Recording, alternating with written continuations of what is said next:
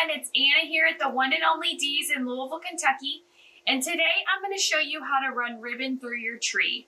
We get asked this question a lot in the store, and it's an easy thing to do, especially if you have an artificial tree. If you have a live tree, you're going to want to wire everything on, and these pipe cleaners are great to use. They're a little thicker and easier to use than normal thin cloth-covered wire, but you can also use these on an artificial tree. If you're wanting just a little bit of ribbon because you have a lot of fun ornaments you put on there or keepsake ornaments, you can just do one and you can run it through at the very beginning or at the end. It's totally up to you. If you put your ribbon on first, it'll kind of fade into the background and your ornaments will show up more.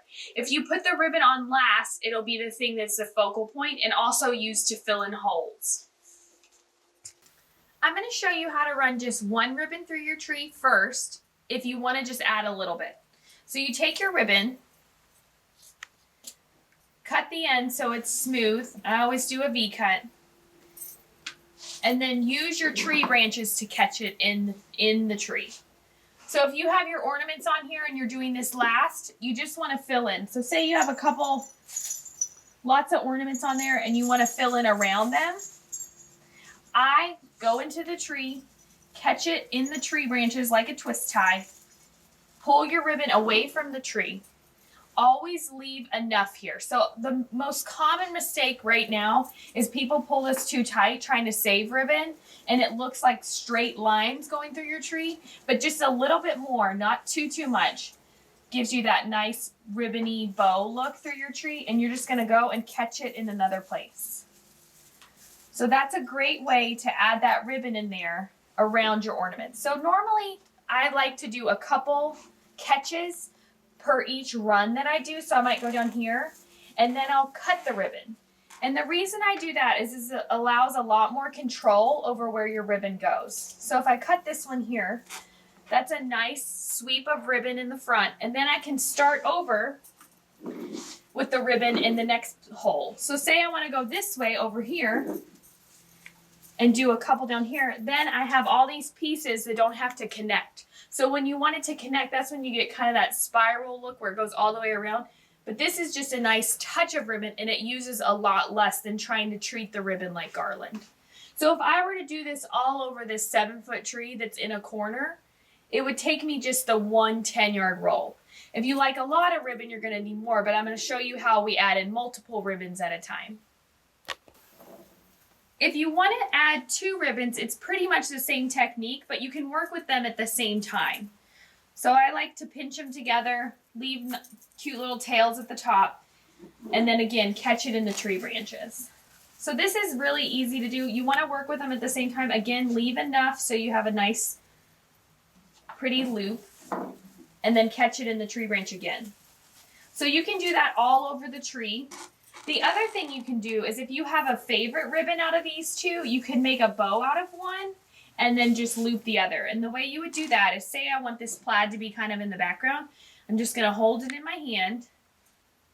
Then with the buffalo check, I would make a couple different loops, almost like a bow in my hand, and then twist it into the tree.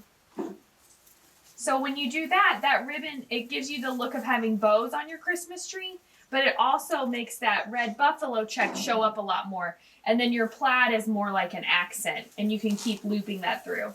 So you can make these on the tree as you go and cut them, or if you make one and you like this look, you can make them all off to the side and then just twist them onto your tree. Lastly, I'm going to show you how to add bows into your tree. What's nice about adding bows into your tree is that they're already made and you can just twist them on. It works great onto a live tree to have that wire on there. And also you just take them off at the end of the season and store them downstairs and you're ready to go next year. The other nice thing too is you can do 1 ribbon, or you can do as many as 5 on a tree by adding pieces and looping some of it. The first one I'm going to work with is this black and cream stripe with the beautiful embroidered Christmas tree on it. I've always loved this ribbon. And since it's kind of expensive because of the embroidery, it's nice just to add pieces in there so you don't need a whole lot of it. So I'm going to start with this one on the back.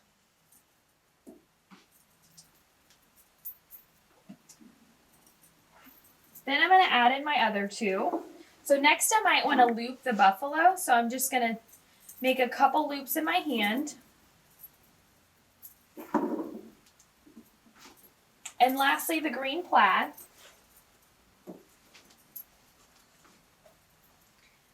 So with the red plaid, I looped it.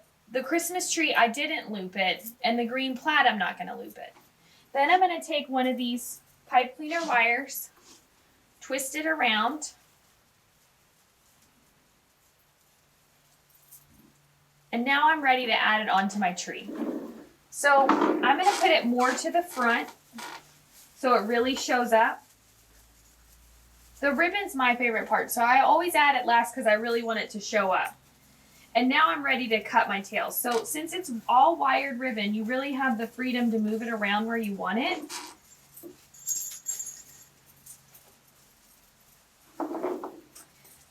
Since I only did a little piece of this Christmas tree, I really wanted it to show up, so I'm going to do a loop down to the next branch.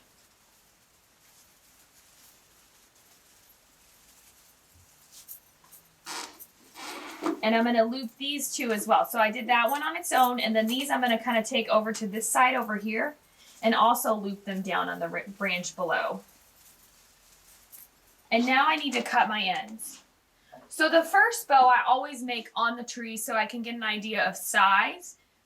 And then I can go and make the other ones separately away from the tree. The other thing I do as well when I'm doing bows is I make the ones at the bottom a little larger than I do at the top. On a tree like this that's 7 feet, you would probably want to do an odd number, so maybe 5 or 7 bows. You could do 2 really large ones, kind of a medium one in the middle, 2 smaller ones at the top, or if you really like a lot of ribbon, you could do 7 of them. So now I'm going to just cut my ends.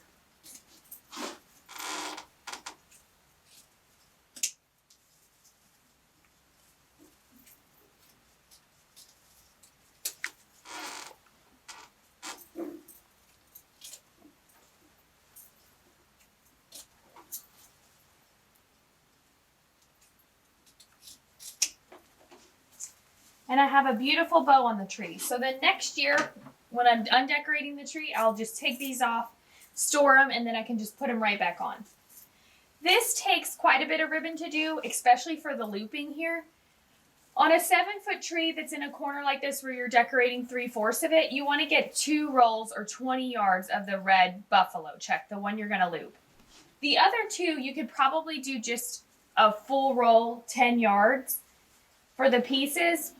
On a little bit taller of a tree or one that needs full decoration, you definitely want to get 2 full rolls, 20 yards of each. On bigger trees like 9-foot trees, you're going to end up needing probably 3 rolls of each to do the bows. But if you're just going to loop it through like we did before, 20 yards on a 9-foot tree will work just fine. On this tree, we've added ribbon throughout. So as you can see, there's bows running through the tree. But there's also a really beautiful bow at the top. So a lot of people like to use ribbon as a treetop bow. This particular bow is 2 that go back to back. So it's 3 different ribbons. Each ribbon is 5 yards. So it's a 15-yard bow backed up to another 15-yard bow. And the reason we back them up is because then it gives you the look of the bow as the topper all the way around. Sometimes when you put one bow on the front, if you look at your tree from an angle, it looks like you've just stuck a bow on the front and it's not a full nice view. So you want to go ahead and do the 2 bows back to back. They don't have to be quite that large. They could be 2 5-yard bows if you want a smaller look, but this one we've done 3 ribbons and we like the fullness. And then of course you can always add stems coming out of the top. On our copper tree, we did the same kind of look with bows with 3 different ribbons. But we left the copper tail really nice and long and didn't catch it in the tree, so we could add this really fun curly Q that looks really beautiful on a tree. So this is a really special ribbon. It's got the beading down the middle. So to really show it off, you just leave your tail long, take it and roll it back up. Then pull from one of the ends. And it's going to give you that really pretty spiral look that shows up nicely on a tree.